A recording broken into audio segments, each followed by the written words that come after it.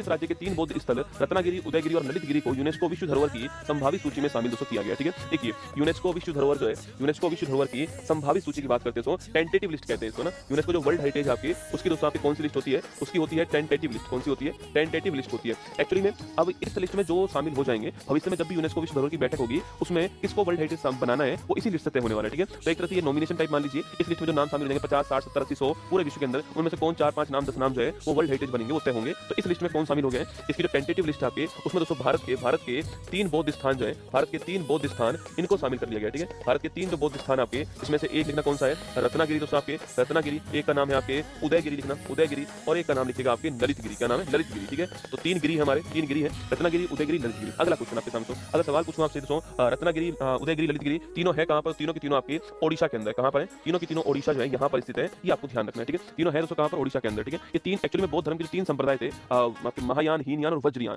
उन तीनों के लिए। ठीक है, नोट करना आपके ये जो बौद्ध धर्म के 3 संप्रदाय थे, 3 संप्रदाय जो थे आपके, उन तीनों संप्रदाय का प्रचार प्रसार जो है वो यहां पर हुआ। क्या नाम इनका? एक का नाम था महायान, एक का नाम था हीनयान और एक का नाम था वज्रयान, है ना। आप इसको बताना चाहेगा कि जो वज्रयान है इसके संस्थापक कौन थे दोस्तों ना? वज्रयान जो है इसके संस्थापक कौन है बताना चाहे बता। ठीक है, अच्छा महायान, हीनयान कौन सी, ये कब आपके डिवाइड हुए थे? याद करो, आपके चौथी बौद्ध संगति में ना, जो चौथी बौद्ध संगति थी इसके अंदर जो है वैसे मेनली बौद्ध धर्म के 2 ही संप्रदाय हैं, जिसका नाम है महायान, हीनयान। वज्रयान का संबंधी बौद्ध धर्म से आपको ध्यान रखना है। ठीक है, मैं आपसे पूछ रहा हूं चौथी बौद्ध संगति जो आपकी उसका समय जो है महायान, हीनयान आपके डिवाइड हुए थे, ध्यान रखना है। ठीक है, अगला क्वेश्चन आपके कहां पर हुई थी? कुंडलवन कश्मीर में हुई थी। कहां हुई थी? कुंडलवन कश्मीर में हुई थी। किसके टाइम पर होती है? कनिष्क फर्स्ट के टाइम पर होती है, आपको ध्यान रखना है। ठीक है, अगला क्वेश्चन आपके कौन थे इसमें? आपके वसुमित्र जो है ये इसके अध्यक्ष थे और अश्वघोष जो है ये इसके उपाध्यक्ष थे ना। तो वसुमित्र अध्यक्ष थे, अश्वघोष उपाध्यक्ष थे और कुंडलवन कश्मीर में होती है। 4th नंबर की थी। कनिष्क फर्स्ट कुषाण वंश जो है उसके समय होती है, आपको ध्यान रखना है। ठीक है, तो अगला क्वेश्चन आपके सामने रत्नागिरी, उदयगिरी, ललितगिरी इन तीनों को आपके इसमें शामिल कर दिया। ठीक है, तो इन तीनों को नोट करना, इन तीनों को बौद्ध धर्म का लिखना, इन तीनों को बौद्ध धर्म का डायमंड ट्रायंगल कहते हैं। इन तीनों को बौद्ध धर्म का डायमंड ट्रायंगल कहते हैं, आपको ध्यान रखना है। ठीक है, बौद्ध धर्म का डायमंड